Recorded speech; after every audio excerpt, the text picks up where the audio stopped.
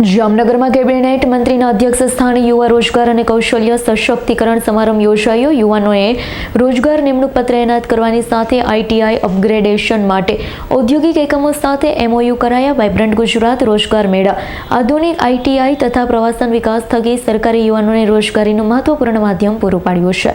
જામનગરમાં cabinet one અને પર્યાવરણ મંત્રી તેમજ જામનગર જિલ્લાના પ્રભારી મંત્રી મુળુભાઈ બેરાના અધ્યક્ષ સ્થાને શહેરના ટાઉન હોલ ખાતે યુવા રોજગાર અને કૌશલ્ય સશક્તિકરણ સમારંભનું ભવ્ય આયોજન કરવામાં આવ્યું। સમારંભમાં બહોળી સંખ્યામાં યુવાનોને રોજગાર નિમણૂક પત્ર એનાયત કરવામાં આવ્યા। પ્રભારી મંત્રી મુળુભાઈ બેરાએ આ પ્રસંગે યુવાનોને પ્રેરણા આપતા જણાવ્યું હતું, દેશના વડાપ્રધાન નરેન્દ્રભાઈ મોદીએ ગુજરાતના તત્કાલીન મુખ્યમંત્રી તરીકે ભવિષ્યની જરૂરિયાતોને ધ્યાનમાં રાખી તમામ ક્ષેત્રોના વિકાસ માટે નક્કર આયોજન કર્યું હતું। કાર્યકાળ 24 વર્ષની ઉજવણીના ભાગરૂપે આજે યુવાનોએ રોજગારી આપી આત્મનિર્ભર બનવાનો સુંદર કાર્યક્રમ હાથ ધરાયો છે। મંત્રીએ રોજગારી મેળવનાર યુવાનોને શુભેચ્છાઓ પાઠવતા જણાવ્યું છે કે તેઓ માત્ર નોકરી મેળવનાર નહીં પરંતુ ભવિષ્યમાં અન્યને રોજગારી આપતા સક્ષમ ઉદ્યોગ સાહસિક બને। તેમણે ઉમેર્યું હતું કે રાજ્ય સરકારનો રોજગાર વિભાગ ઔદ્યોગિક એકમો પાસે જઈ સર્વે કરી કુશળ કારીગરને રોજગાર મળે તે માટે સક્રિયપણે મહેનત કરે છે। રોજગાર મેળા થકી સરકાર યુવાનોને રોજગારી આપવામાં નિમિત્ત બની રહી છે। વિશેષ રૂપે સરકાર આઈટીઆઈમાં ખૂબ જ મોટી ભરતીઓ શરૂ કરી જરૂરી ઇન્ફ્રાસ્ટ્રક્ચર ઊભું કર્યું, સાધનો વસાવી આધુનિક બનાવ્યા છે, જેના પરિણામે આજે આઈટીઆઈમાં મોટી સંખ્યામાં એડમિશન આવે છે। કુશળતા મેળવી યુવાઓ સરળતાથી રોજગારી મેળવતા થયા છે।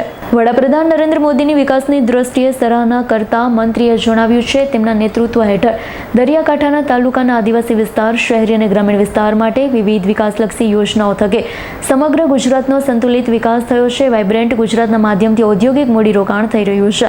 દરેક જિલ્લામાં નવો ઉદ્યોગ વિકસાવી રહ્યા છે, જેના થકી આજે રાજ્યના લાખો લોકોને રોજગારી મળી રહી છે। પ્રવાસન અને કૃષિ જેવા ક્ષેત્રોના વિકાસે પણ સ્થાનિક રોજગારીનું મહત્વ માધ્યમ પૂરું પાડ્યું। આ પ્રસંગે મહાનુભાવોના હસ્તે યુવાનોને રોજગાર નિમણૂક પત્ર તેમજ આઈટીઆઈના તાલીમાર્થીઓને પ્રોવિઝનલ ઓફર લેટર્સનું વિતરણ કરાયું છે। આઈટીઆઈના અપગ્રેડેશન માટે ઔદ્યોગિક એકમો સાથે એમઓયુ પણ કરવામાં આવ્યા। જિલ્લા રોજગાર અધિકારી સરોજ સાંપડેએ શાબ્દિક સ્વાગત વડે સૌને આવકાર્યા છે। કાર્યક્રમની આભાર વિધિ આઈટીઆઈના આચાર્ય જે.આર. શાહે કરી। સમગ્ર કાર્યક્રમનું સંચાલન હરિદેવ ગઢવીએ સફળતાપૂર્વક કર્યું। આ કાર્યક્રમમાં ધારાસભ્ય સર્વ મેઘજીભાઈ ચાવડા, દિવ્યેશભાઈ અકબરી, રીવાબા જાડેજા, જિલ્લા કલેક્ટર કેતન ઠક્કર, જિલ્લા વિકાસ અધિકારી અંકિત પન્નુ, આગેવાન સર્વશ્રી ડોક્ટર વિનોદભાઈ ભંડેરી, બીનાબેન કોઠારી, આસિસ્ટન્ટ કલેક્ટર શ્રી અદિતિ વારસને, ગ્રામ્ય પ્રાંત અધિકારી બ્રિજેશ કાલરિયા, આઈટીઆઈ આચાર્ય આર.એસ. ત્રિવેદી સહિત બહોળી સંખ્યામાં યુવાન અને નગરજનો ઉપસ્થિત રહ્યા। આજે જામનગરમાં યુવા રોજગાર ભરતી મેળો અને કૌશલ્ય સશક્તિકરણનો કાર્યક્રમમાં ખૂબ મોટી સંખ્યામાં યુવા ભાઈઓ બહેનો ઉપસ્થિત રહ્યા અને એના સ્થાનિક ઉદ્યોગો પ્રતિનિધિઓ પણ ઉપસ્થિત રહ્યા। આજે અહીંથી સ્ટેજ ઉપરથી 15 જેટલા યુવાનો અને બહેનોને રોજગારીના જે નિમણૂક માટેનો પત્ર પણ આપવામાં આવ્યો। બાકીના છે ને પ્રોવિઝનલ માટેના પત્રો પણ આપવામાં આવ્યા અને અહીંની જે આઈટીઆઈ છે જામનગર અને લાલપુર એની સાથે જે ઉદ્યોગ ગૃહોએ એમઓયુ કર્યું છે એવા એ આઈટીઆઈના ભાગીદાર જે એના ફંડ આપી અને એને અપગ્રેડ કરવા માટે એનું એમઓયુ પણ અહીંયા હમણાં કરવામાં આવ્યું। આજે રાજ્ય કક્ષાએ તે આ કાર્યક્રમમાં આપણા આદરણીય મુખ્યમંત્રી શ્રી ભૂપેન્દ્રભાઈ પટેલ સાહેબ અને શ્રમ રોજગાર મંત્રી શ્રી બલવંતસિંહ રાજપૂત સાહેબ પણ ત્યાંથી ઉપસ્થિત હતા।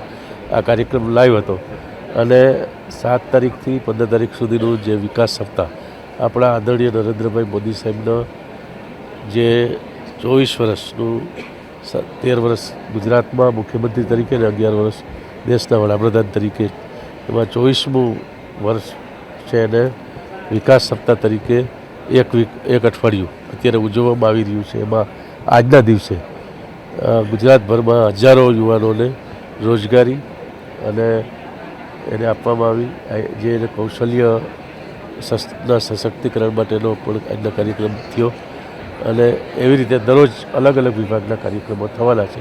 જામનગર ખાતે આજે ખૂબ સરસ રીતે આ કાર્યક્રમ હમણાં જ સંપન્ન કરવામાં આવ્યો અને અહીંયા પણ છેલ્લા 5 વર્ષમાં લગભગ 1896 જેટલા રોજગારી મેળવનાર વ્યક્તિઓ છે અને કુલ 21 જેટલા ભરતી મેળા જામનગરમાં થયા એટલે આજે પણ એ જ રીતે જે નોકરી વાસ્તુઓ છે એ નોકરીદાતાઓ દ્વારા અલગ અલગ સેક્ટરમાં નોકરીના રોજગારી માટેના પત્રો પણ છે એને આપવામાં આવ્યા છે. હર્ષલ ખંદેડિયાનો રિપોર્ટ, S9 ન્યૂઝ, જામનગર. અમારી તમામ માહિતીથી અપડેટ રહેવા માટે જોડાયેલા રહો S9 ન્યૂઝ સાથે.